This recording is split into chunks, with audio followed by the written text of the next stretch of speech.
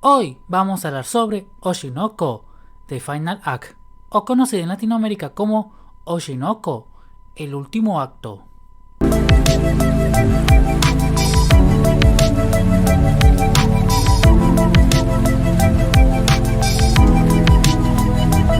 Es una película estrenada en el 2024, producida por Toei Company, basado en el manga del mismo nombre escrito por Aka Akasaka e ilustrado por Mengo Yokoyari. Esta película es dirigida por Smith y escrita por Ayako Kitagawa, mientras que la música está hecha por Fox Capture Plan, y esta película está protagonizada por Aito Sakurai como Aqua, Asuka Saito como Ai, Nagita Saito como Ruby, Nanoka Hara como Kana, Mitsuki Yakashima como Akane, Shimizu Ayano, mundialmente conocida como Ano, como Menchon, Kotaro Yoshida como Ichigo, Kana Kurashina como Miyako, Nobuaki Kaneko como Taichi, y sin olvidar a Ninomiya Kazunari como Kamiki Hikaru. Y sí, reciclé el audio del dorama, que por cierto ya hablé de él, como también ya hablé de las primeras 2 temporadas del anime. Voy a dejar los links en la descripción. Ahora bien, ¿esta película vale la pena? Sí, vale la pena la película, pero tiene el detalle que necesitas haber visto la serie para entender mejor el contexto del presente.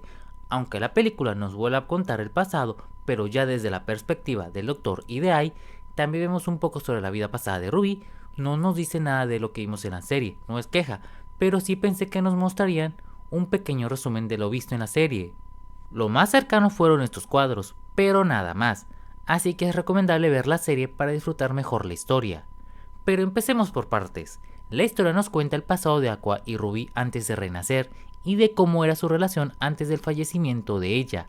Muy emotiva la historia a mi parecer. Por cierto, si me escuchan algo raro es que vengo saliendo de la gripa. Ya se me quitó, pero me quedaron algunas secuelas por decirlo así, que en este caso fue la voz. Ahora bien, después de eso, como dije, la historia nos cuenta nuevamente el pasado de Ai, pero ya no bajo la perspectiva de Aqua, sino de ella, y es bastante buena.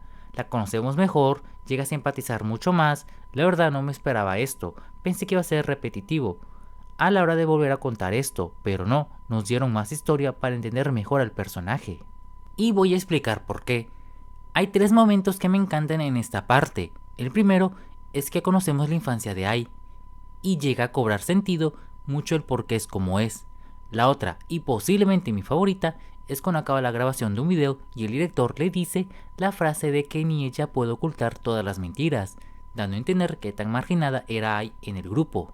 Y el último es cuando ella, al no saber qué padecía Ruby, explota, para luego recordar cómo fue vivir con su madre, haciéndola reflexionar para evitar volver a actuar así. La verdad me encantaron estos momentos, porque vemos un lado muy personal de ella, algo que nos privó la serie, y está bien porque hace que disfrutemos más la película. De ahí vemos lo que ya habíamos visto en la serie, excepto un diálogo agregado a la hora de la muerte de Ai. Ya de ahí pasamos a la historia en el presente, y seguimos donde se quedó el dorama. Creo que se me olvidó mencionar que el flashback del pasado de Ai fue como 1 hora de película, pero bueno, sigo con el tema. Y aquí entramos a un gran problema en la película, y es el abandono a los demás personajes, y no lo digo de una forma tradicional, sino que literalmente los abandonan. Se enfoca tanto en el tema de la venganza que no digo que esté mal, simplemente darle los momentos necesarios a estos personajes para que no estén de fondo. Me explico. En algún punto de la historia, cuando están preparando la película, mencionan que Akane iba a ser Ai, pero que al final no. Durante la filmación no parece que vaya a estar en la película, pero resulta que sí. ¿Dónde estaba? ¿Qué papel hizo? ¿Qué demonios? Más o menos pasa lo mismo con Kana, que con ella sí dejan claro que va a salir en la película, pero no dejan claro a quién va a ser, porque durante la prueba de vestuario tenía un estilo de ropa más de idol y luego otro estilo, que me da a entender que estaba haciendo a este personaje, pero no queda nada confirmado.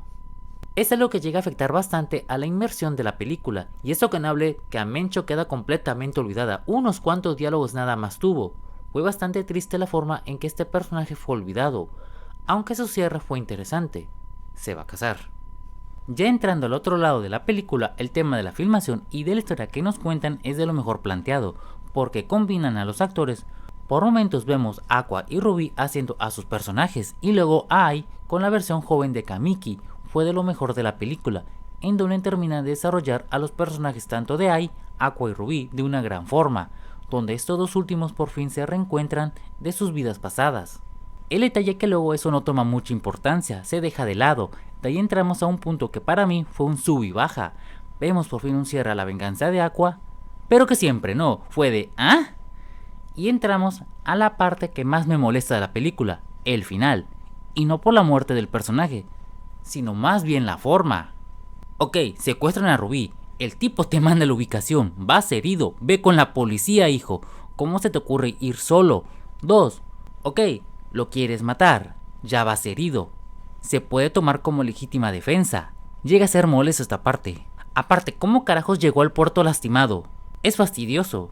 Habían varias formas de solucionar el problema. El tipo solo tenía una navaja.